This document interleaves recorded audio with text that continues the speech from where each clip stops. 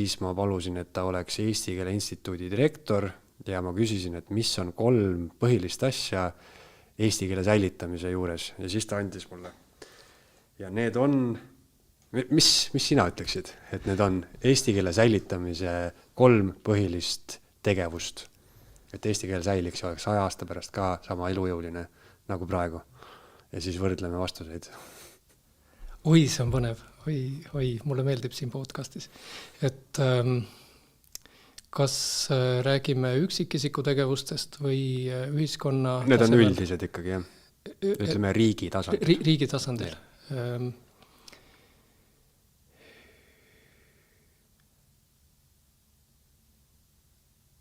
Õppimise soodustamine. Täpsustaksin, et eesti keeles õppimise soodustamine. Eestikeelne haridus, eestikeelne kõrgharidus, see, et see keel, mida seal kasutatakse, oleks kvaliteetne selles mõttes, et saaks väljendada kõike, mida on vaja väljendada. Eriti uuemates valdkondades on ju niimoodi, et mingeid uuemaid asju väljendatakse inglise keeles. Et see korraldada kuidagi niimoodi, et meil on võimalik kõike, mida hariduses on vaja väljendada, on võimalik väljendada eesti keeles ja et me seda siis ka teeme. No ma võin sulle jooksvalt öelda, et see on õige vastus, esimene punkt on õige. Ja ma lasin tal muidugi tohutult lihtsustada neid asju, aga ta andis mulle hästi põhjalikult, aga põhimõtteliselt ütles, et juurdepääs kvaliteetsele õppematerjalile on üks oluline punkt. Ja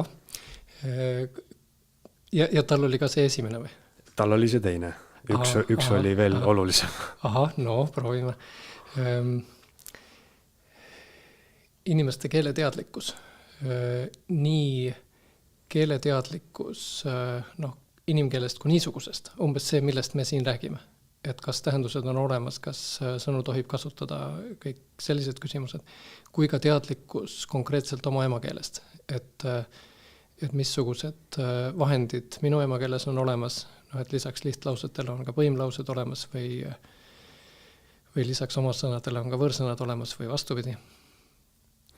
No ma ütleks, et see läheb sul peaaegu täppi. Et see on esimesena ta mainis, et julgustada eesti keelt kasutama absoluutselt kõikides eluvaldkondades. Ehk siis valdkonnad, kus võib-olla kõik meditsiin, meedia, kus tuleb võib-olla hästi palju võõrkeelset infot, on ju, et siis julgustama seda ikkagi nagu teha seda pingutust, et üritama eesti keeles öelda asju. Ja muuhulgas välismaalastega, eks ole. Kui kohtume inimesega, kes üritab eesti keelt õppida ja otsib selleks sobivat vestluspartnerit, et siis ärme lähe temaga mõnele võõrkeelele üle.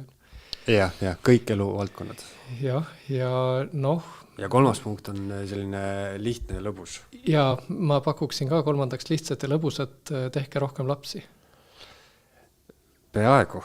3. ta pakkus, et tähistada kõiki eesti keelega seonduvaid sündmusi. Kõik päevad, kultuurisündmused, et neid tõsta esile ja tähistada.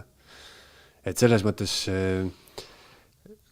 ongi nagu käies nüüd eilsel sellel koolitusel ja täna sinuga rääkides, et ma isegi ei kujuta ette, kui palju see tehisintellekt nagu muudab, ma ei tea, kas või mingisugust ministeeriumi igapäevast toimimist, et igasugused plaanid ja asjad, see tõesti nagu tõepoolest võib luua sul, kas ta just täiusliku plaani loob, aga ma võin ta käest küsida mingisuguse Eesti Keele või Eesti Keele Instituudi 10 aasta mingi strateegia ja selle ta viskab mulle sekunditega ette.